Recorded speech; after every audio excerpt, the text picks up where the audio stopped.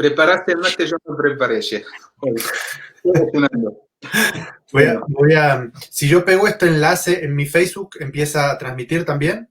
Sí, puede ser, pero tenés que copiar, tenés que hacerlo convertir directamente porque ya ahora estamos en vivo. Tenés que convertirlo de la página de la página del centro directamente.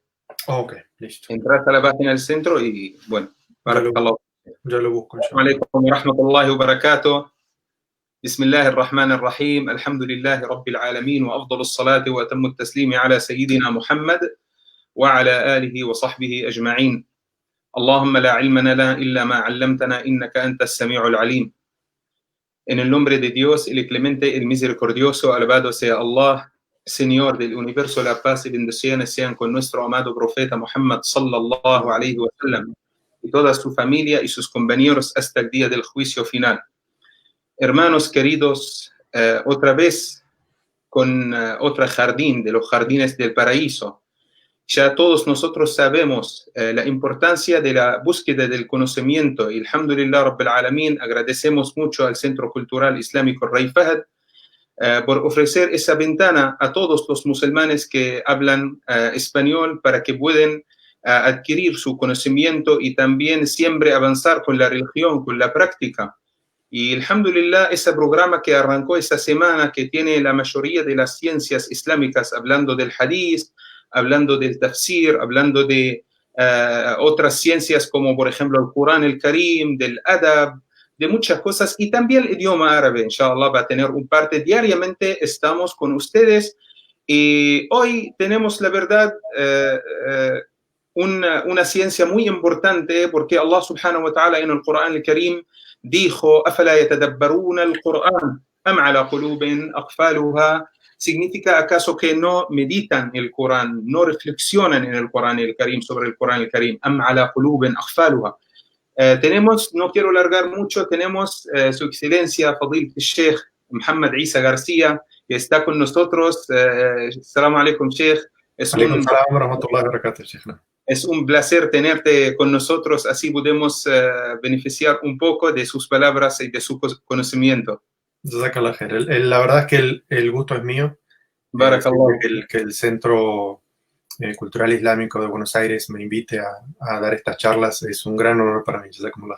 Barakallahu fik, Sheikh. Sheikh, nosotros antes de darte la palabra, quiero preguntarte un poco sobre la importancia, porque hay dos términos muy importantes: reflexionar y comprender y entender el Corán y traducir el Corán. Y no hay mejor que usted que podés responder eso, especialmente que, alhamdulillah, tenemos un Corán traducido al castellano hecho por usted. Por eso nosotros queremos saber la diferencia y también la importancia de comprender el Corán y reflexionar sobre el Corán en la vida del musulmán mismo. Bueno, creo que es muy importante hacer esa diferenciación entre lo que es el Corán y lo que es la tarjama o la traducción del Sagrado Corán. Es muy importante porque para nosotros es un tema de aqida, un tema de creencia, porque para nosotros el Corán es kalamullah. El Corán es la palabra de Allah, el munazzal al Nabi sallallahu alaihi wasallam, descendida, revelada al profeta Muhammad sallallahu alaihi wasallam. Entonces, este tema teológico para nosotros es de que lo que es la palabra de Allah revelada al profeta Muhammad sallallahu alaihi wasallam es solamente su original en idioma árabe. Eso es lo que nosotros llamamos al-Qur'an o al-Kitab, al-Munazzal, ¿sí? El revelado al profeta sallallahu alaihi wasallam. ¿Qué es una traducción? Cuando tenemos una traducción al español, al alemán, al inglés, al francés, a cualquier otro idioma, eso se llama Tarjamat Ma'ani al-Qur'an al-Karim, o la traducción de los significados del Sagrado Corán. Y los ulama dicen que una traducción es tafsir bighair al-arabiyya, o una interpretación del Sagrado Corán en un idioma distinto al idioma árabe. Entonces es muy importante que nosotros diferenciemos entre las dos cosas. Cuando nosotros decimos el Corán, sobre los que, por ejemplo, hay ciertos ahkam, ciertos veredictos con respecto a al comportamiento que nosotros tenemos, como por ejemplo, no lo podemos tomar sin el ghusl, sin el baño mayor, hombres y mujeres, o por ejemplo el adab o la educación, la etiqueta de no tomarlo sin el udú, ¿no es cierto? Todo esto se aplica únicamente a la versión original escrita en idioma árabe. No, estos ahkam, estos veredictos, no se aplican a una traducción. Muy bien. Entonces, es como muy, muy importante saber de que el Sagrado Corán es específicamente en idioma árabe y lo otro que tenemos es una traducción. Ahora, ¿qué sucede? Es que Allah Azza wa Jal, en el Sagrado Corán nos invita a las dos cosas. Nos invita al qira'a, o sea, que es la lectura del Sagrado Corán. También utiliza la palabra tilawa, que es la recitación del Sagrado Corán. Y esas dos se pueden hacer únicamente en idioma árabe. Es decir, la recitación a tilawa ta'abudiyya, ¿no es cierto?, que es la recitación devocional, se tiene que hacer... Recompensa. Sí, exacto. Por ejemplo, el hadith que dice de que cada letra que se lee del Sagrado Corán tiene 10 hasanat, ¿no es cierto?, 10 recompensas. Eso se aplica a la versión original en idioma árabe. Por eso es tan importante que el musulmán, cualquiera sea su origen, aprenda el idioma árabe, aprenda a leer. Si bien quizás aprender el idioma árabe puede resultarle pesado, aprender el alfabeto árabe, aprender a leer y escribir en idioma árabe para poder recitar, hacer esa qirá o tilawa del Sagrado Corán en idioma árabe, porque es un acto de adoración en sí mismo. Y no cabe ninguna duda de que cuando uno recita el Sagrado Corán, así no esté entendiendo el significado, pero uno recita el Sagrado Corán en idioma árabe, esa recitación tiene lo que se llama ta'athur o athar al qalb, ¿no es cierto? O sea, tiene un efecto directo sobre el corazón. Aunque uno no entiende lo que esté diciendo, es como una especie de... Allah Azza wa Jal se refiere al Corán como shifa, ¿no es cierto? Como un remedio, como una sanación. Más una cosa espiritual. Exacto. Entonces, uno lo recita, aunque no esté entendiendo lo que dice, pero eso tiene un efecto de sanación o de remedio sobre el corazón. Abre el corazón, le da ternura al corazón, lo abre para que no exista eso que se llama qaswatul qalb, ¿no es cierto?, que es la dureza del corazón. Aunque uno no entienda lo que esté diciendo, subhanallah, es como de los efectos milagrosos que tiene el Sagrado Corán.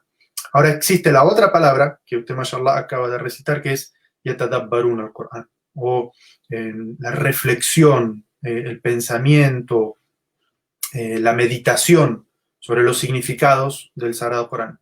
Y esto, que también es ta'abudi, ¿no es cierto?, también es un acto de oración, esto sí cada uno lo hace, digamos, en el idioma que entiende, ¿no es cierto? Y para eso es que entonces existen, y los musulmanes desde hace muchísimos siglos, hacemos esto de traducir el Sagrado Corán a otros idiomas para que aquellos musulmanes que no entiendan el idioma árabe puedan entender los significados del Sagrado Corán en otro idioma. Entonces, el tilawa solamente es en idioma árabe, pero el tadabbur, el pensamiento profundo, el análisis profundo, el dejar que los significados también se permeen al corazón, eso se hace cada uno en el idioma de uno.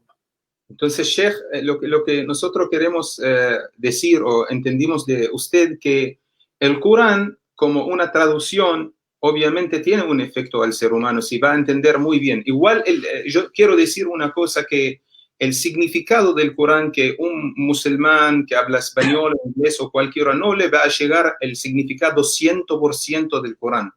Porque el Corán obviamente es un significado, un caso espiritual que afecta directamente al corazón, le da tranquilidad y sosiego. Pero obviamente todo eso no le da al musulmán que lee el Corán en castellano, en cualquier idioma, el mismo significado que puede tener leyendo el Corán en árabe. Por eso, Barakallahu Fik, Sheikh, es un buen consejo que nosotros podemos aprender el alfabeto árabe. No es un camino largo, es un camino muy corto. Durante 2-3 meses puede practicar rápido. Hay muchas normativas, el Qaida al-Nuraniyya, otras normativas que puede aprender rápidamente. Sí, pues a mí me gustaría compartir mi propia experiencia con eso, porque bueno, yo soy converso al Islam. Muy bien, mashallah. Yo en el año 89 me hice musulmán, originalmente de la ciudad de La Plata, que está ahí muy cerquita de Buenos Aires, y por supuesto que no sabía absolutamente ni una palabra de árabe, ni una letra de árabe. Y durante el primer año las personas con las que yo me hice musulmanes hicieron como mucho énfasis en esto, en que yo aprendiera a leer el Corán. Entonces, cuando nos juntábamos los jueves por la noche o los viernes por la mañana antes de Salat de Juma, o sea, como que cada semana aprendiendo una letra y la que va al principio, la que va al medio, la que va al final, aprendiendo con el Fatha, con el Kasra, con el Dhamma, ¿no es cierto? Todo como para empezar a leer. Y por supuesto que es un proceso que se toma su tiempo, porque la diferencia entre el idioma español y el idioma árabe es una diferencia muy grande. Y por eso es que existe aquel hadiz hermoso del profeta sallallahu alaihi wasallam que dice que aquella persona que es experta en la recitación del Corán, ¿cierto? Está con el Kiram el Barara, o sea, está con los ángeles altísimos. Pero que aquella persona que tiene como dificultad para leerlo, ¿eh? Dice, tiene el doble de recompensa. ¿Por qué tiene el doble de recompensa que los anteriores? ¿Por qué? Porque le es muy difícil, pero hace el esfuerzo por hacerlo, a pesar de que su recitación no es tan bella, ni tan linda, ni tan agradable como los que son expertos. Entonces, ese es un hadith como que nos inspira mucho a todos los que, bueno, de alguna manera no somos árabes originalmente o no conocemos el idioma árabe originalmente. Pero yo más o menos en un año fue que aprendí todas las letras del alfabeto árabe. Me lo fui tomando digamos, con paciencia, con tranquilidad, y iba leyendo y el imam de la mezquita me iba corrigiendo de a poquito. Y es algo que es, ¿qué puedo decir? Algo que es posible de hacer. Uno no tiene que pensar que es algo imposible de hacer. De hecho, yo lo hice con 18, 19 años en aquel momento. Es algo fácil de hacer si uno le va dedicando gradualmente la atención. verdad, nosotros tenemos... Sí. Ahora, ¿qué sucede? Yo, después de eso, fui a al Qura, estudié 3 años de idioma árabe, y entonces, claro, ya tenía otro tipo de relación con el Corán, porque antes mi único acceso al Corán era a través de una traducción. Y en aquel momento había 2 traducciones, una que es la de Julio Cortés, que es un orientalista, y otro que es de Ahmad Aboud, que bueno, es un argentino, así fallecido ya, que sí era musulmán. Y bueno, pero había una diferencia a veces tan grande entre una traducción y la otra que era difícil. Y además los dos tipos de españoles, como españoles muy arcaicos, antiguos, un poco difíciles de entender. Ya cuando entiendo árabe, fue una experiencia muy, muy interesante que un Ramadán, esta costumbre que tenemos, bueno, de ir a la mezquita, yo iba al haram, ¿no es cierto? Y entonces leer el juz del día, que es como normalmente es 1 hora, pero para alguien que está recién empezando a leer, eran como 2 horas y media, ¿no es cierto?, para leer ese juz. Entonces yo me empiezo a dar cuenta de que entiendo mucho, y yo estaba como sorprendido. Subhanallah, yo el año pasado no entendía todo esto del Sagrado Corán. Y entonces, desde ese año, que fue mi segundo año en la Meca, yo no he vuelto en Ramadán a leer el Corán en idioma español. Yo lo leo directamente en idioma árabe. Y claro, por supuesto, cada vez que uno va aprendiendo y estudiando más, tiene como más acceso a los significados del Sagrado Corán. Y eso que usted estaba mencionando es muy cierto. Uno puede leer un versículo, una traducción. Me pasa a mí, yo estoy constantemente haciendo traducciones, y leo un versículo en español y tiene una profundidad. Y voy y lo leo en árabe, subhanallah, es un mar, y donde según el análisis sintáctico que uno haga de la oración tiene un significado distinto, y uno mira en los libros de exégesis, que bueno, es un poco lo que vamos a hablar en esta clase, tiene interpretaciones de los sahabas, distintas interpretaciones, si según el análisis sintáctico, entonces esto puede ser el sujeto o el objeto directo, y entonces tiene diferencias con respecto a los ahkam que se sacan de allí, ¿no es cierto? Entonces, bueno, todo esto es como un mar de conocimiento, y ya la clase de hoy es como un pequeño adelanto para eso. Porque pero yo quiero también decir algo, permíteme decir algo muy importante, que también adentro del idioma árabe tenemos muchos niveles de hablar, muchos niveles de idioma árabe. Los árabes antes del Islam tenían también el árabe muy bien, porque ellos son los dueños del idioma árabe. Hablaban el árabe perfectamente, tienen poesías, escriben, tienen la khutba, como en una forma del khutba, del sermón, tienen todos los tipos. Pero cuando les llegó el Corán al oído de los árabes, ellos se dieron cuenta que es otra cosa. no es igual que el idioma árabe que están escuchando. Por eso, 2 palabras fueron suficientes para que una persona muy enemigo al Islam, que abraza el Islam, que es Umar ibn al-Khattab, cuando escuchó Taha, ma anzalna alayka al-Qur'an litashqa, son 3 palabras, un versículo del Corán. Por eso el idioma árabe también, yo antes de que arranque el Sheikh, quiero decir también una aleya muy importante. Allah dijo en el Corán al-Karim, وَلَقَدْ يَسَّرْنَا الْقُرْآنَ لِلذِّكْرِ. También Allah ha facilitado el Corán el Karim para también aprender y comprender. Bueno, Sheikh. Jazakallah khair. Un gusto dialogar así contigo. Barakallahu fiik, barakallahu fiik. Jazakallahu khair. Es el honor mío, la verdad. Jazakallah khair. Allah. Bueno, hoy, inshallah ta'ala, vamos a hablar sobre un tema que quiero dejar un poco para usted. Yo te pregunté, te molesté con la pregunta porque vinieron algunos hermanos preguntando que abrazaron el Islam con nosotros en Ramadán, diciendo si nosotros vamos a abrir el Corán en castellano y lo vamos a leer, vamos a tener recompensa. Obviamente Allah es generoso, pero la recompensa que el profeta Muhammad sallallahu alaihi wasallam señaló en el hadith es leerlo en árabe. Sí, para hacer reflexiones. Por eso te molesté con la pregunta, pero ahora todo... Creo que en base a la respuesta que dimos es que se pueden sacar las siguientes conclusiones, porque esa es una pregunta que se repite mucho en Ramadán. Entonces, uno puede sacar la siguiente conclusión. Primero es que obviamente el hadith fue dicho en idioma árabe para los árabes y que digamos la recompensa original es sobre su recitación en idioma árabe. Ahora, Allah Azza wa Jal dice en el Sagrado Corán, La yukallifullahu nafsan illa wusaha. Dice, Allah Azza wa Jal no le pide a nadie por encima de su capacidad. Pero si la persona no sabe el idioma árabe, hasta que aprenda a recitar el idioma árabe, Allah es Karim, como se dice. Allah es generoso. Quien pone la intención de hacer algo y no tiene la capacidad de hacerlo como es, pues Allah es generoso y puede que Allah Azza wa Jal realmente le conceda esa recompensa. Pero la otra recompensa que no debemos olvidarnos es la recompensa del tadabbur, ¿sí? Sí. La recompensa de la lectura, de la reflexión, de aprender, de estudiar el Sagrado Corán, que hay muchos hadices que hablan sobre esto, como el hadith que habla sobre aquellos que se reúnen en una halaka, ¿no es cierto?, en un círculo, en una mezquita, dice yatadarasuna, ¿sí? O sea, estudian entre ellos, y la palabra dirasa tiene que ver con aprender, no tiene solamente que ver con recitar el Corán, sino con como ahondar un poquito en los significados. Allah Azza wa Jal dice, desciende sobre ellos los ángeles, y los ángeles descienden con ellos con la sakina, y Allah Azza wa Jal los menciona a ellos en círculos más elevados, ¿no es cierto? Entonces, no debemos como obviar toda esta parte de reflexionar sobre los significados del Sagrado Corán porque tiene una recompensa muy grande, ¿sí?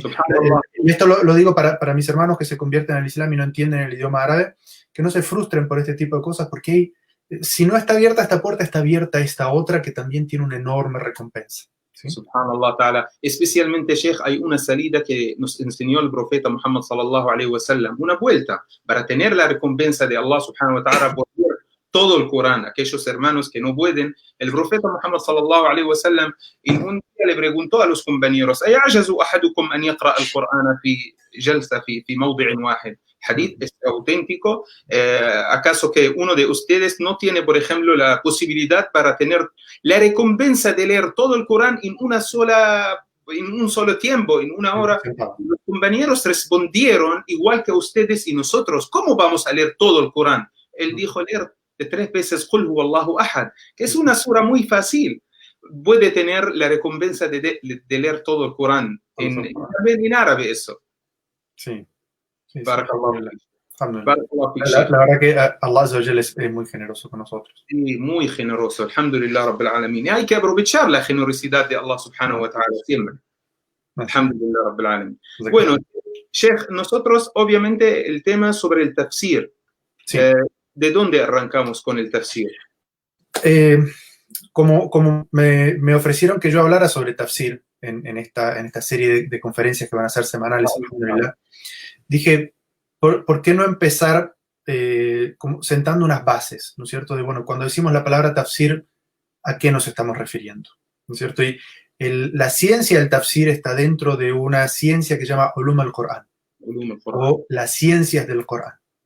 Y entonces, digamos que la ciencia del tafsir es una ciencia que está dentro de otra gran ciencia islámica que se llama Ulum al-Corán, o las ciencias del análisis del Sagrado Corán.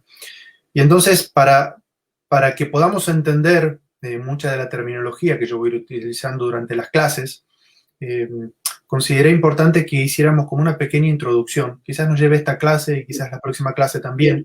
Excelente, sobre estos, como ciertas ideas o conceptos que hay que tener en consideración cuando vamos a hablar sobre el tafsir, ¿no es cierto? Entonces, lo primero que pensé es que, bueno, tenemos que tener muy claro que cuando decimos tafsir al Corán Karim, o la interpretación del Sagrado Corán, ¿qué es Corán? ¿Sí? Cuando estamos hablando del Corán, hablamos un poquito nosotros en la primera introducción, Sheikh, sobre la diferencia entre el Corán en árabe y las traducciones del significado del Sagrado Corán. Entonces, digamos, la palabra Corán en idioma árabe, lo que se llama el tarif al-lughawi, o la definición lingüística o etimológica del Sagrado Corán, viene del verbo, un verbo que es qara en idioma árabe, ¿no es cierto? Y los sabios del Lugha, o los lingüistas en idioma árabe, dicen que, bueno, que Corán puede ser ismu fa'il o ismu maf'ul, ¿sí? Ismu maf'ul es como si fuera un participio pasivo, e ismu fa'il es como si fuera un participio activo. Entonces, un participio activo, ismu maf'ul, es, cuando decimos Corán, es lo que se está recitando, ¿sí? Entonces, Corán sería aquello que nosotros, por ejemplo, recitamos en el Sagrado Corán, ta'abudían, es decir, como acto de adoración. Eso sería, digamos, el significado etimológico de la palabra, o la raíz etimológica de la palabra. Pero si fuera pasivo, es decir, si fuera activo, es decir, ismu fa'il, entonces sería lo que se recoge, ¿sí? Lo que se toma de lo que es la recitación del Sagrado Corán. Porque, bueno, digamos que el Sagrado Corán tiene dentro de sí muchas enseñanzas, ¿no es cierto? Lo que está de las enseñanzas de los profetas anteriores, las enseñanzas de teología, en el sentido de que, por ejemplo, recoge todas las revelaciones anteriores. Dentro de las enseñanzas del Sagrado Corán, el Sagrado Corán es muhaimin, es decir, que recoge todas las enseñanzas de los libros anteriores, las contiene y las preserva, ¿no es cierto? Entonces, ese sería el significado etimológico si decimos que el Corán es ismu fa'il o un participio. Para agregar un ejemplo, si me permitís, ism el fa'il, ism el maf'ul, de otro nombre, por ejemplo, de otro verbo. Si nosotros decimos, por ejemplo, escribir, ism el fa'il, aquella persona que está escribiendo. Ism el maf'ul, las cosas que estamos escribiendo. Entonces, de la palabra al Corán también, del verbo qara'a, así yo entendí, si me corregís, es correcto, Sheikh. El Corán también, dicen los sabios, o de ism el fa'il, qara'a, o sea, alguien está leyendo, o ism el maf'ul, alguien, o algo lo están leyendo. Lo que es recitado. Eso es. ¿Es correcto, Sheikh? Así lo que... Así es. Barakallah fik. Eso vendría a ser como la definición o el análisis de la palabra desde el punto de vista lingüístico. Después viene el tarif shar'i, ¿no es cierto? Que es como la definición técnico-islámica. Y eso es, digamos que un poco la describimos anteriormente, que dijimos que el Corán es kalamullah, la palabra de Allah, inimitable, revelada al profeta Muhammad sallallahu alaihi wasallam a través del ángel Gabriel, en una forma mutawatira, que es recitado como acto de adoración, que tiene un desafío constante a la humanidad para producir algo similar y que se encuentra registrado entre las dos tapas del Mus'haf. Esa de alguna manera es la definición técnico-islámica de qué es el Corán. Cuando decimos Corán, ¿a qué nos estamos refiriendo? ¿No es cierto? Y vamos a ver que esta definición que se encuentra en los libros de Ulum al-Corán, de las ciencias del Corán, vamos a ver que cada una de estas oraciones es algo que los usuliyin, los sabios, uno podría decir, de la epistemología islámica, dicen que todo tarif, o sea, toda definición tiene que ser jami'un mani', ¿no es cierto? O sea, toda definición tiene que tener las frases suficientes para que todo lo que queremos definir esté dentro y todo lo que no queremos definir se encuentre fuera, ¿no es cierto? Entonces una definición islámica tiene que ser muy completa. Por eso que como vimos cuando decimos, bueno, ¿qué es el Corán? Pusimos como 7 condiciones. No dijimos Kalamullah, la palabra de Allah, no. Hay muchas definiciones. Entonces, la primera es Kalamullah, es decir, es la palabra de Allah Azza wa Jal. Entonces, esto hace una diferencia entre la palabra de los seres creados, es decir, todo lo que pueden producir o decir o pensar los seres humanos, y la palabra de Allah Azza wa Jal. ¿Sí? Cuando nosotros decimos Corán, por eso, por ejemplo, digamos, la discusión con los orientalistas dicen que el Corán es una producción literaria del profeta Muhammad, sallallahu alaihi wasallam. Y los musulmanes decimos, eso puede ser la pronunciación de la sunna, pero el Corán es la palabra de Allah Azza wa Jal revelada al profeta Muhammad, dicha, o sea, lo que nosotros decimos es la palabra de Allah. Nuestra voz es creada, lo que está escrito es creado, pero el Corán es la palabra de Allah. No es creado. La palabra no es creado. Claro, tiene la misma característica que tiene Allah Azza wa Jal, la de perfección, la de eternidad, la del conocimiento completo. Todo, al ser una sifa, ¿no es cierto? Una característica de Allah, tiene todas las características de la divinidad. Entonces, lo primero, digamos, la primera regla para entender qué es el Corán es qué es la palabra de Allah. Ahora, claro, cuando uno dice es la palabra de Allah, nosotros entendemos que Allah Azza wa Jal reveló su palabra a muchos profetas. Descendió sus libros sobre muchos profetas. Entonces, si nosotros dijéramos solamente el Corán es la palabra de Allah, pues la Torá sería el Corán, el Evangelio sería el Corán, los salmos serían el Corán. Entonces, necesitamos agregar algo más. Entonces, el Corán es la palabra de Allah revelada al profeta Muhammad sallallahu alaihi wasallam. Entonces, el Corán es la palabra de Allah revelada al profeta Muhammad sallallahu alaihi wasallam. Entonces, el Corán es solamente la última revelación. Los libros anteriores, es parte de nuestra aqida creer que Allah Azza wa Jal reveló libros a los profetas anteriores, pero que el Corán está perfectamente preservado, cuidado. Inna nahnu nazzalna dhikra wa inna lahu lahafidhun. Nosotros hemos descendido la revelación y nosotros somos sus protectores, pero los libros anteriores a lo largo de la historia y por la injerencia de los seres humanos fueron tergiversados y cambiados, mientras que el Sagrado Corán no. Entonces, el Sagrado Corán es la palabra de Allah revelada al profeta Muhammad sallallahu alaihi wasallam. Ahora, ¿qué sucede?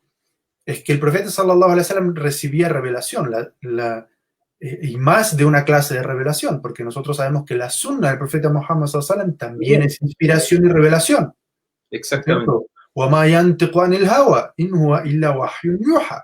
Dice, Allah Azza wa Jal describe las palabras del profeta Muhammad cuando él hablaba y dice, cuidado que las palabras del profeta no son como las palabras de cualquier persona. Porque el profeta cuando está hablando está siendo inspirado. Entonces, en la definición de Corán también tenemos que poner algo que diferencie entre el Corán y la Sunna. Y por eso es que el Corán es la palabra de Allah descendida al profeta Muhammad sallallahu alaihi wasallam a través del ángel Gabriel, ¿no? Y que hay ta'abbud en su recitación. Entonces, ¿por qué decimos lo que fue revelado a través del ángel Gabriel? El ángel Gabriel es, digamos, históricamente hablando, el ángel elegido por Allah Azza wa Jal para llevar la revelación a todos los profetas. Transmitir. Todos los profetas recibían su libro a través del ángel Gabriel. ¿Sí? El ángel Gabriel era el que llevaba a todos los libros, a Moisés, a Jesús, a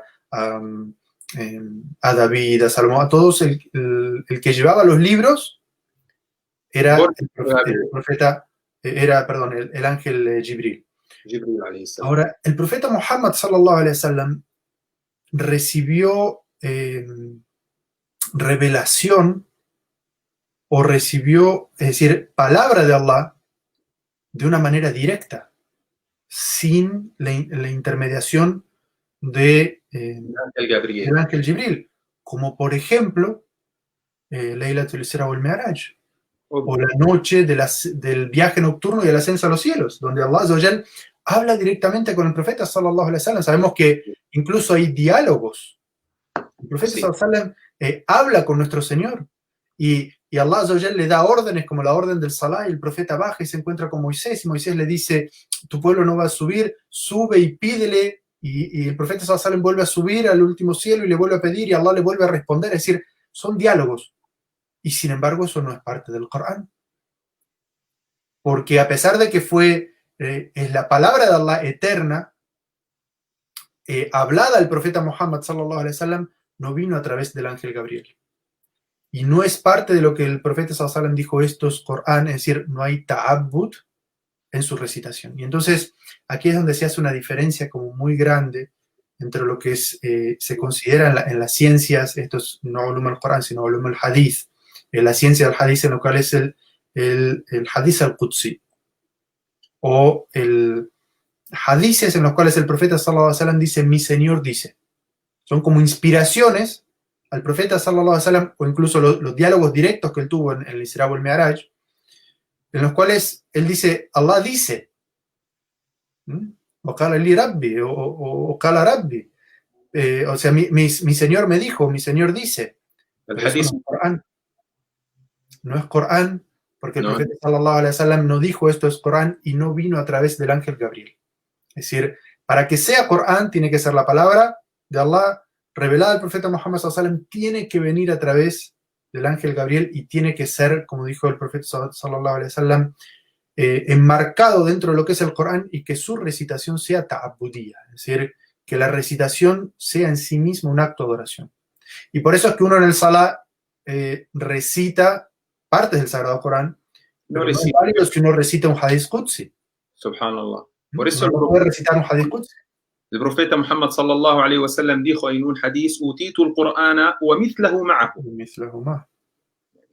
Mucha gente piensan que solo la revelación fue el Corán, y dudan mucho por el sunnah del profeta Muhammad sallallahu alaihi wasallam y por el hadith al-Qudsi, pero no. El profeta Muhammad sallallahu alaihi wasallam, todo lo que hablaba en su vida, salvo algunas cosas personales de su vida personal, fue sunnah, traducción profética. Sí. Nosotros vamos a entender bien el hadith que el profeta dijo: utitu al-Qur'an, que Allah me reveló el Corán, wa mithlahu ma'ahu, y también una cantidad de revelación igual que el Corán. Así es. Subhanallah. Sí. Y esto que tú estás mencionando, Sheikh, es muy importante entenderlo. Hay muchos, vamos a analizar algunos versículos al respecto, que el profeta sallallahu alaihi wasallam hablaba de dos revelaciones que él recibía, y el Sagrado Corán también le dice al profeta sallallahu alaihi wasallam que le revela el Corán y otra cosa, le inspira otra cosa para que enseñe a la gente lo que ha sido revelado. Esto es muy importante entenderlo, porque hay un grupo, un movimiento ahora que se llama los Coraniyun, o los coranitas, que son gente que dice: bueno, lo único que el profeta sallallahu alaihi wasallam recibió fue el Corán, y es lo único que tenemos que tomar. Y la sunna hay que rechazarla completamente. La sunna es cosas como que hablaba el profeta sallallahu alaihi wasallam, pero eso es sin importancia. ¿Cómo entendemos el Corán? Como cada uno de nosotros lo entiende. Ese es el lugar al que ellos quieren llegar, ¿no es cierto? De que cada uno puede interpretar el Corán como quiera, cada uno puede considerar verdadero, metafórico, lo que quiera, cada uno puede entender. Y es gracioso a veces porque ellos dicen: bueno, ¿qué es lo que significa esta palabra? Y dicen, en idioma español esta palabra significa, y traen una definición de la RAE, de la Real Academia Española. Y uno dice: pero el Corán no fue descendido en árabe, yo debería buscar ese significado en idioma árabe, a ver qué significa. Es decir, que tienen como una falencia académica muy grande esta gente, ¿verdad? Entonces esto es muy importante entender. ¿Qué más tiene la definición de Sagrado Corán, Sheikh? Dice: el texto del Sagrado Corán es una mu'jiza, es decir, es un milagro en sí mismo, y tiene un tahaddi, que es un desafío de que el ser humano produzca algo similar. Es decir, varias veces en el Sagrado Corán, cuando la gente de Quraysh le decía al profeta sallallahu alaihi wasallam que lo que él estaba recitando en realidad era como una producción suya, intelectual suya, el Corán los desafiaba y le decía: si es cierto lo que ustedes dicen, entonces produzcan ustedes algo literariamente milagrosamente, jurídicamente y espiritualmente similar al Sagrado Corán. E incluso este desafío empieza diciendo, bueno, una sura, y si pueden, como algunos versículos, es decir, o sea, ellos, como algo, a ver, produzcan algo similar. Y es, cuando uno estudia, Sheikh, usted estudió el idioma árabe en la Universidad de Lingüística Árabe, cuando uno analiza un texto del Sagrado Corán y uno analiza una poesía, por más profunda que puede ser esta poesía y más hermosa que puede ser esta poesía, hay una diferencia abismal entre lo que es el Sagrado Corán y una producción literaria de una mente humana.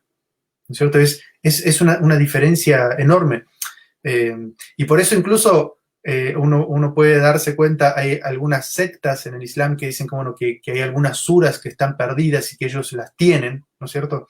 Cuando uno lee las suras que ellos dicen que como que estaban perdidas y que ellos las leen, cuando uno lee eso, uno dice, ¿esto es el Corán? O sea, la belleza lingüística, el milagro social, el milagro jurídico, el tam o el sabor espiritual que tiene el Corán, cuando uno lee eso dice, esto sí está escrito por una persona, uno puede darse cuenta muy fácilmente de eso, ¿verdad?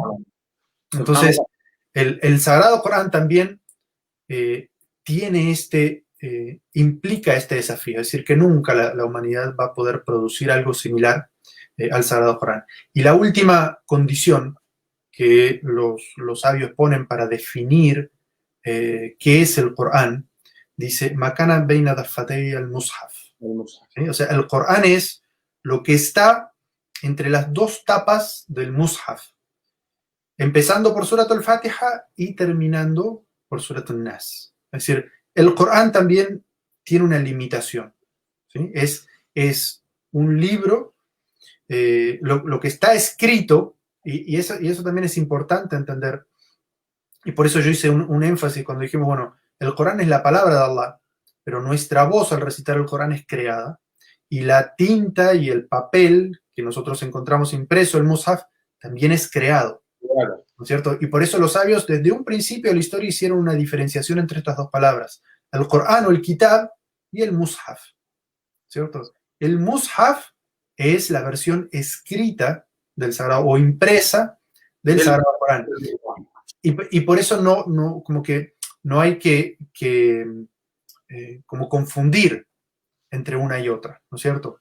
Sí, obviamente, especialmente sí, en la historia del Islam hubo una época donde, bueno, fue un problema muy grave cuando un grupo de los musulmanes arrancaron con Wasil ibn Ata y después siguieron mucho hablando de Khalq al-Qur'an, y fue el problema grande con el imam Ahmad ibn Muhammad ibn Hanbal al-Shaybani, rahimahullah ta'ala, que él lo que hizo es también enfrentar a toda la gente, más que el gobierno abbasí en aquel tiempo, para decir que el Corán no es makhluk.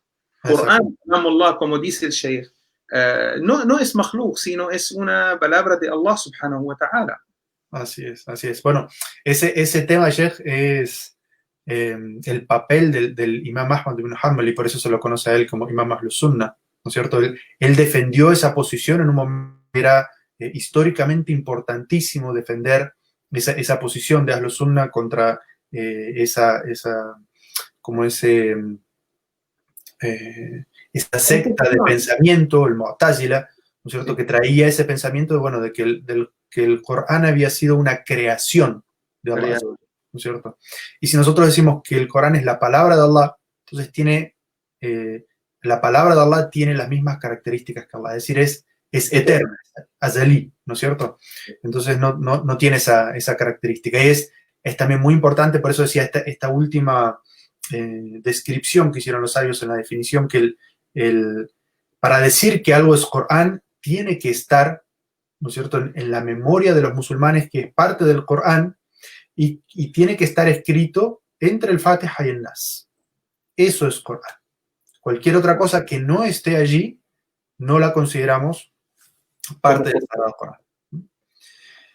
Ahora, esta es digamos, la definición del Sagrado Corán. Entonces, cuando decimos tafsir al Corán al-Karim, cuando decimos con interpretación del Sagrado Corán, tenemos que saber que quien quiera hacer exégesis del Sagrado Corán, y esto no es no para decir, bueno, usted que va a hacer exégesis del Sagrado Corán tiene que saber esto, sino más como conocer todas las herramientas o conocimientos que tiene el mufassir o el que hace exégesis del Sagrado Corán, porque es una cantidad de conocimientos tan grandes que tiene que tener para hacer exégesis del Sagrado Corán, que yo los voy a mencionar simplemente como para que admiremos a esos sabios, porque los sabios que se han volcado a esta ciencia, a hacer el tafsir o la exégesis del Sagrado Corán, han tenido que tener, digamos, un bagaje de conocimiento muy, muy grande. Y por eso es que esta gente, así como por ejemplo los coranitas, cuando vienen con sus explicaciones así tan simplistas, a uno le causa gracia. Y no sé, a mí el ejemplo que se me ocurre con respecto a estos son como los neoliberales, ¿no es cierto?, que tratan de cambiar el mensaje del Islam a lo que a ellos les parece, ¿no es cierto? Y entonces, como la sunna es la que les pone muchos límites, entonces dicen, bueno, saquemos la sunna y cada uno de nosotros interpreta el Sagrado Corán de su manera. Pero cuando uno analiza digamos, el discurso académico de ellos, yo quiero poner como este ejemplo, ¿no es cierto? Los científicos, o sea, los mufasirín, los exégetas del Sagrado Corán, los sabios que hacen tafsir, son el equivalente en este momento a los científicos, ¿no es cierto? Como a los científicos de la NASA, por ejemplo, a los geólogos, a los que estudian la Tierra, a los que estudian el cosmos, a los que estudian los planetas, que utilizan todas las herramientas del conocimiento desde hace cientos de años y además toda la tecnología moderna, es decir, son realmente los profesionales que saben de lo que están hablando. Y los coranitas, ¿sí?, el Coraniún, son un poco como esos que viven en son como los terraplanistas. No sé si usted ha escuchado esa palabra.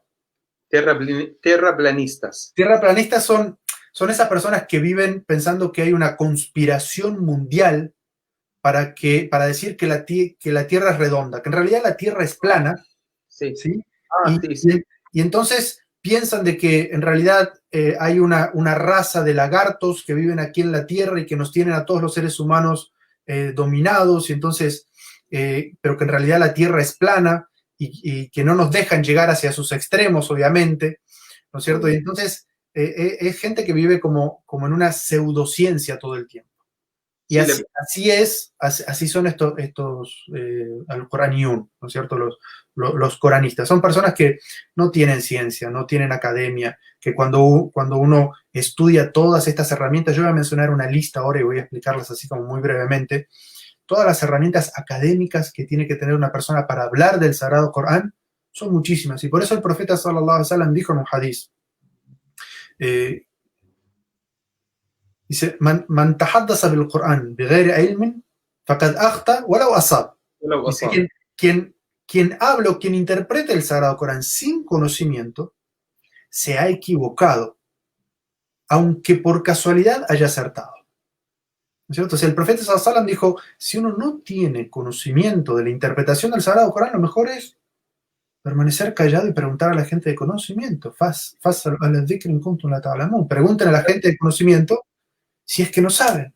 Para no abrir el camino para toda la gente que pueden opinar y decir lo que... No, hay algo que ahora obviamente el Sheikh va a mencionar, hay muchas herramientas que debe tener. Claro, es que por eso yo trato de comparar a los científicos con estas personas que son opinólogos, opinan de todo, pero hay una diferencia, o sea, hay unos biólogos que, por ejemplo, producen ciertos medicamentos o ciertas vacunas, ¿no es cierto? Y después hay otros que dicen, no, las vacunas están inventadas en realidad para controlar a las personas y controlar a la población y te inyectan como una especie de chip y saben dónde estás, hacia dónde vas y están todo el tiempo como, ¿no es cierto?, con teorías de la persecución todo el tiempo, ¿no es cierto?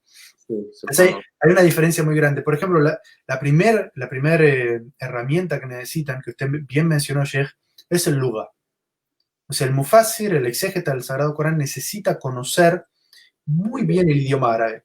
Pero no solamente el idioma árabe, sino que necesita saber معاني اللغة العربية في وقت النزول, es decir, el significado del idioma árabe en la época de la revelación. Porque el idioma árabe, igual que cualquier otro idioma, evoluciona. Los significados de las palabras van cambiando. Por ejemplo, nosotros en la actualidad conocemos la palabra sayyara. La palabra sayyara en la actualidad describe un coche, un auto, un automóvil, ¿no es cierto? Pero en la época de la revelación, por ejemplo, en Surat Yusuf, en la sura número 12, está mencionada la palabra sayyara, ¿no es cierto? Y entonces alguien puede decir, subhanallah, qué milagro. Está mencionado en el Sagrado Corán el automóvil, como un milagro. Y no, y es que en aquella época el sayyara, o sea, la misma palabra, describía una caravana, ¿no es cierto? Es decir, los camellos que iban uno detrás del otro en una caravana a través del desierto. Entonces, cuando uno lee el Corán, uno tiene que entender, además, para poder hacer interpretación, qué significaban esas palabras, no solamente en idioma árabe, sino en aquel idioma árabe. Y además, el Sagrado Corán trajo ciertas palabras que incluso a los mismos árabes de aquella época les causaba dudas. Obvio. ¿Qué significaban esas palabras? Porque ellos conocían esas palabras con cierto significado, pero les causaba duda. Entonces iban al profeta sallallahu alaihi wasallam y le preguntaban, y el profeta les decía el contexto de esa palabra. Yo quiero mostrarles un libro que se llama, a ver si se ve, creo que se ve al revés. Acá está bien, el-Mufradat fi Gharib al-Qur'an. Al-Raghib al-Asfahani. Sí, Ar-Raghib al-Asfahani. Este libro, que como ven tiene unas 500 páginas, ¿sí? Para que más o menos puedan ver cómo es. Este libro lo que hace es agarra mufradat, es decir, términos del Sagrado Corán que pueden tener varios significados o pueden ser problemáticos al momento de saber qué es lo que significan, y entonces junta todas las veces que está mencionado en el Sagrado Corán y hace una explicación de qué es lo que significa este término, ¿no es cierto? Entonces, no es solamente conocer el idioma árabe, sino conocer qué significaba el idioma árabe en aquel momento, ¿no es cierto? Y además saber de que hay ciertos términos que pueden ser problemáticos y que los sabios a lo largo de la historia han ido debatiendo sobre estos términos, qué significan, cómo se aplican, cómo se entienden en este versículo, cómo se pueden entender en este otro, y cómo se juntan, se complementan entre ellos para dar un significado. Entonces, cuando hablamos de lingüística, no solamente estamos hablando de, bueno, y por eso el problema de que, bueno, cualquier árabe entiende el Corán. No cualquier árabe entiende el Corán. Permitís, Sheikh, una palabra.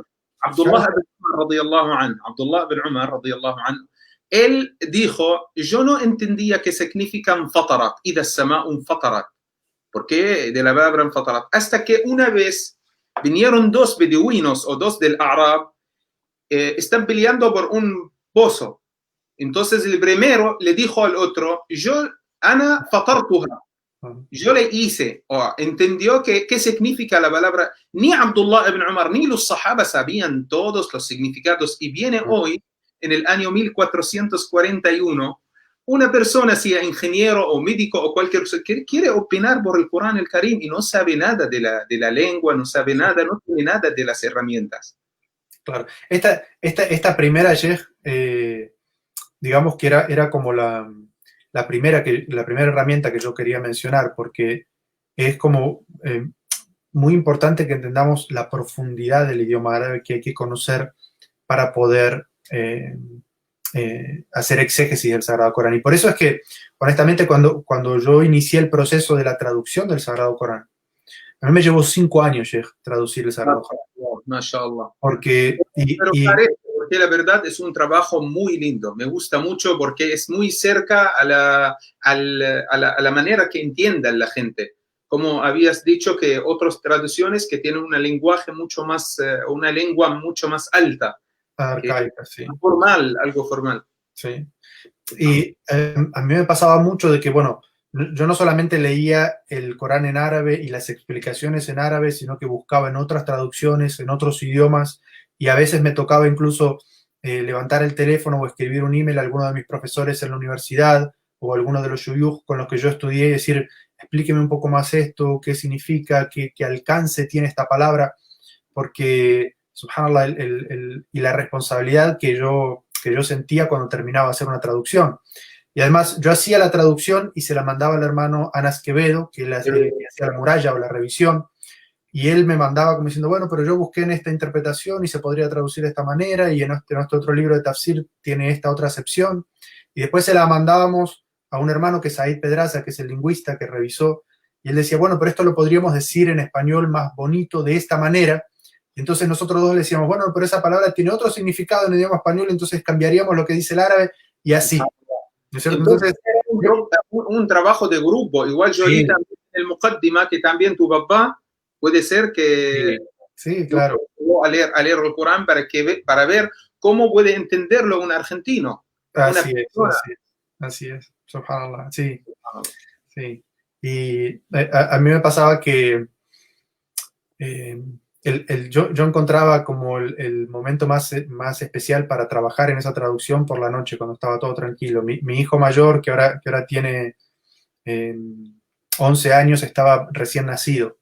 Entonces, bueno, el ruido del niño y ocuparse como papá y cambiar pañales y la comida y todo esto, durante el día no me dejaba concentrar. Entonces, yo me quedaba el tiempo como entre las 12 de la noche y el Fajr, siempre me quedaba traduciendo. Entonces mi esposa se levantaba para el Fajr a la mañana y me decía, ¿te quedaste toda la noche traduciendo? Sí, me quedé toda la noche. ¿Cuánto tradujiste? Y yo decía, un ayer. Entonces, subhanallah. Esa palabra que te dice, por ejemplo, le va a decir una sura o algo. Sí, exacto. O sea, Anas estaba en Qatar y este hermano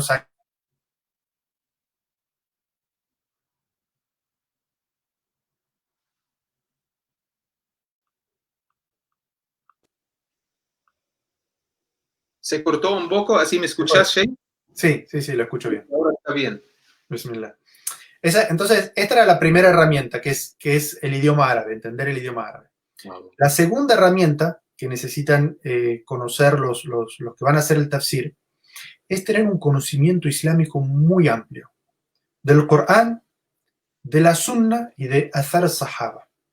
Porque como vamos a ver más adelante, la interpretación del Sagrado Corán se maneja en esa metodología. Yo lo voy a explicar más adelante, pero a veces el Corán viene de una manera resumida en unos versículos y ese mismo tema viene explicado en otros versículos más adelante en otra sura, de repente. Como por ejemplo el tema de la herencia. La herencia comienza diciendo un versículo y dice, denle a cada heredero su parte. ¿Cómo?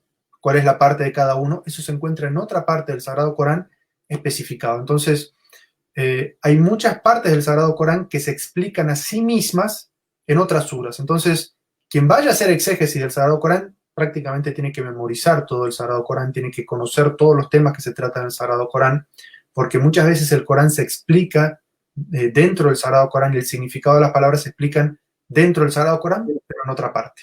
¿No es cierto? Sí. El Corán por la Sunna. Es decir, si nosotros buscamos en el Corán, pero es la Sunna del profeta sallallahu alaihi wasallam quien nos explica cuál es el significado, cuál es el contexto, lo que llaman asbab nuzul, ¿no es cierto?, las causas de la revelación. Entonces tenemos que saber qué es lo que dijo el profeta sallallahu alaihi wasallam sobre ese versículo, donde fue revelado, a causa de qué fue revelado y para arreglar qué situación. Y si no encontramos nada allí, entonces ¿a los sahaba o los dichos de los sahabas? Porque eso, bueno, ya vamos a ver que hay muchísimos libros que recopilan todos los dichos de los sahabas sobre los versículos. De eso tengo por ejemplo, ¿sí?, que es Tafsir al-Tabari. Tafsir al-Tabari es uno de los primeros libros de tafsir que se escribieron en compilación completa, y Tafsir al-Tabari tiene esa característica, y es que cita prácticamente todos los azar, todos los dichos de los sahabas y de los tabeín y de los tabeín, es decir, durante 3 generaciones de la interpretación de cada versículo. Y por eso esto, que como ven es un libro bastante grande y tiene también como unas, 650 páginas, este es el primero de 16 volúmenes. Entonces, en todo esto tiene que de alguna manera conocer aquella persona que quiera volcarse a hacer exégesis del Sagrado Corán. Otra de las ciencias que necesita conocer es conocer el Nasikh o el Mansukh. Es decir, el abrogado y lo abrogante. Es decir, porque conocemos que el Sagrado Corán, una de las características que tiene es que descendió la legislación de manera gradual. El caso, digamos, hay muchos en el Sagrado Corán, pero el caso es el del Hammer, ¿no es cierto? El de la prohibición del alcohol. Sí. Al principio simplemente se dice que hay cosas buenas, pero la mayoría es malo del alcohol. Luego se dice que si uno está borracho, que no vaya a hacer la oración, ¿no es cierto? Y después, bueno, baja así la prohibición taxativa de abandonar completamente el alcohol, porque no es una de las herramientas de Shaitán para poner la enemistad entre las personas, ¿no es cierto? Sí. O para que las personas hagan algo de mal. Entonces, eso es una ciencia en sí misma. También traje un libro, son 2 volúmenes, se llama Nasikh o el Mansukh, ¿sí? También es un libro como de 600 páginas, ¿sí? En la que se recopilan todos los análisis que han hecho los sabios sobre este tipo de versículos. Entonces, si una persona quiere opinar sobre el Sagrado Corán, sobre un versículo, primero tiene que estar seguro si lo que está diciendo no está dentro de los versículos que están mansuja, es decir, que están abrogados. Porque puede venir una persona y dice, pero el Sagrado Corán dice que en el alcohol hay algo bueno y algo malo, entonces yo solamente tomo la parte buena. O lo tomo porque Allah dice que en el Corán dice que hay cosas buenas en el Sagrado Corán, ¿no es cierto? Entonces, claro, uno tiene que ver que eso es parte del Sagrado Corán, pero está abrogada por una ley que fue revelada después. Y el Nasikh o el Mansukh además tiene una cantidad de legislación dentro, como por ejemplo poder comprobar la temporalidad, es decir, cuál viene antes y cuál viene después. Entonces, es toda una ciencia en sí mismo. Otra de las herramientas que necesita saber es al Makki o el Madani, ¿no es cierto? Lo que fue revelado en la Meca y lo que fue revelado en Medina. Porque uno puede querer sacar una conclusión sobre un tema y resulta que si uno no sabe si eso fue revelado en la Meca o en Medina, puede estar poniéndolo fuera de contexto. Y en nuestra época eso es muy importante entender, porque la primera época del Islam, la época de la Meca, era una época muy similar a la que nosotros los musulmanes vivimos en Occidente, en la cual somos una minoría, en la cual nuestra ley religiosa, la Sharia, no tiene una implementación civil, sino que tiene una implementación espiritual, individual, hacia cada uno de nosotros, y la legislación como Sharia en sí no la podemos aplicar porque estamos en países donde, digamos, las leyes religiosas no están por encima de las leyes civiles. Entonces hay cosas de nuestra religión que no las podemos aplicar y como principio de nuestra religión no debemos aplicarlas porque van contra las leyes de nuestros países, ¿no es cierto? Entonces es muy importante entender, porque si vamos a querer aplicar algo que es de la ley de Medina y la vamos a querer aplicar en un principio o en una situación para personas que están en una situación como la de Meca, nos vamos a encontrar de que estamos cargando a las personas con cosas más allá de su capacidad y les estamos exigiendo más allá de su capacidad. Entonces, la persona que va a hacer tafsir del Sagrado Corán tiene que entender qué es lo que fue revelado en Meca y qué es lo que fue revelado en Medina para saber en qué situación. Si esto del Corán se aplica a los casos de que son minoría, o se aplica cuando el Islam es Estado, cuando el Islam es lo que se aplica como ley. Entonces es muy importante tener el conocimiento de qué es de Meca y qué es de Medina. Por ejemplo, para poder entender el Corán hay que conocer lo que es Asbabun Nuzul, o las causas de la revelación. Porque si uno no entiende, hay libros fueron escritos en este momento, creo que no tengo ninguno aquí. Asbabun Nuzul. Hay muchos libros, de verdad. Sí, exacto, el de Suyuti, por ejemplo, que lo que hace es describir todos los versículos del Sagrado Corán que hay una causa específica para su descenso, lo pone en el contexto, porque uno puede querer aplicar un versículo para algo que cuando analizamos la causa por la cual fue revelado por una causa completamente distinta, entonces no es aplicable a este caso. Y por eso es que también el Coranium quieren rechazar todo esto de la Sunna para poder aplicar los versículos como a ellos les gusta, a las situaciones que a ellos les gusta, por fuera de la enseñanza que es de la Sunna. Y después hay otras ciencias así que ya tienen mucho más que ver con el usul, que es una ciencia que se llama usul al-fiqh, o la epistemología o las bases del derecho islámico, que es, por ejemplo, saber la diferencia entre el mutlaq o el muqayyad, que es lo universal y lo específico, lo que es el muhkam y el mutashabih, lo evidente o lo ambiguo, lo que es el mantuq o el mafhum, que es lo explícito y lo implícito, lo que es el haqiqa o el majaz en el ambiente lingüístico, el análisis lingüístico, es decir, lo literal y lo metafórico. Si uno no tiene conocimiento de todas las diferencias entre una cosa y otra, la interpretación que va a hacer del Sagrado Corán es completamente equivocada y lejano de lo que Allah Azza wa Jal quiso decir cuando reveló ese versículo. Entonces, estas pequeñas herramientas que yo mencioné, es como para que nos demos cuenta, Sheikh, de, subhanallah, cuando hablamos del mufassirun, de los exégetas del Sagrado Corán, eran personas muy sabias. Tenían una cantidad de conocimiento de las ciencias islámicas. Nosotros estamos ahora en una época que es la época de la especialización, ¿no es cierto? Las personas estudian medicina, después hacen una maestría en un tema, después hacen una especialización y terminan operando el ojo. Son especialistas en el ojo, ¿sí?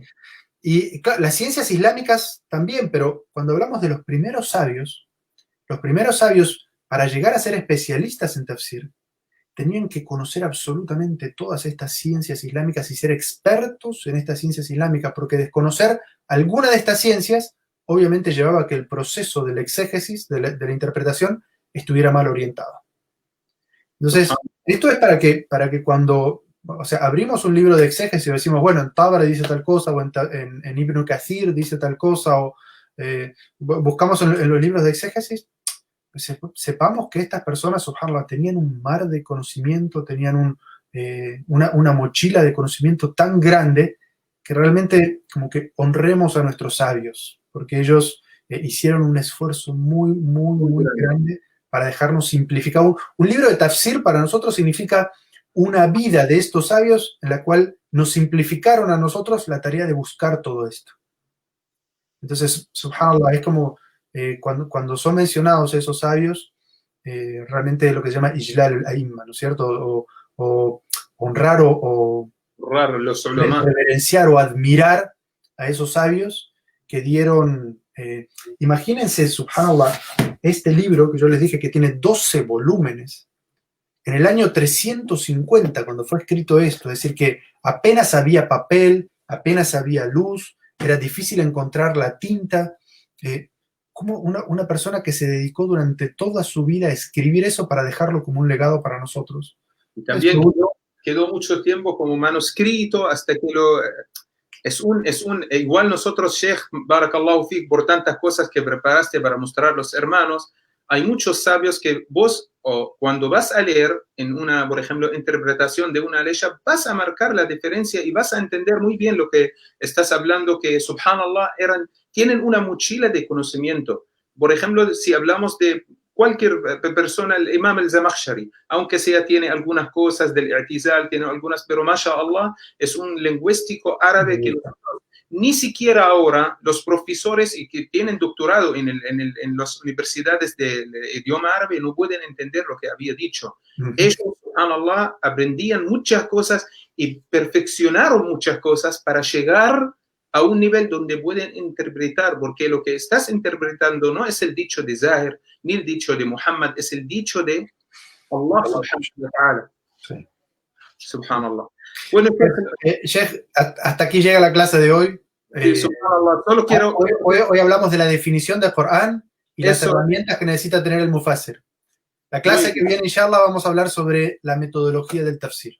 MashaAllah, MashaAllah. Barakallahu fik, Sheikh Isa. Barakallahu fik. Jazakallahu khairan por tantas informaciones y conocimiento. Y quiero también decir una cosa muy importante. Obviamente los hermanos que nos están escuchando observaban que tantas herramientas, qué tan difícil interpretar el Corán. Sí, es algo difícil, no es algo fácil. No piensan que es algo cualquier persona que puede, sí, nosotros entendemos el Corán Karim como son las palabras de Allah, pero para sacar un hukum o una cosa del Corán tenemos que volver a nuestros sabios para saber qué dicen ellos. Estos sabios que ellos gastaron, no es un gasto, es una inversión, toda su vida para aprender a interpretar el Corán. Nosotros preguntamos, consultamos.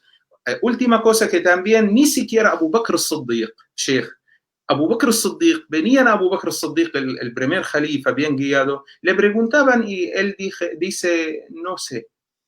Subhanallah, el día de hoy la gente sabe todo. Él no sé, le pregunto al compañero, le pregunta, pero vos sos el califa de Rasulullah sallallahu alaihi wasallam, el califato del profeta, y no sabes. Le dijo, no sé, andate a fulano, a Abdullah ibn Umar, a Umar ibn al-Khattab mismo, a otra persona para preguntarle.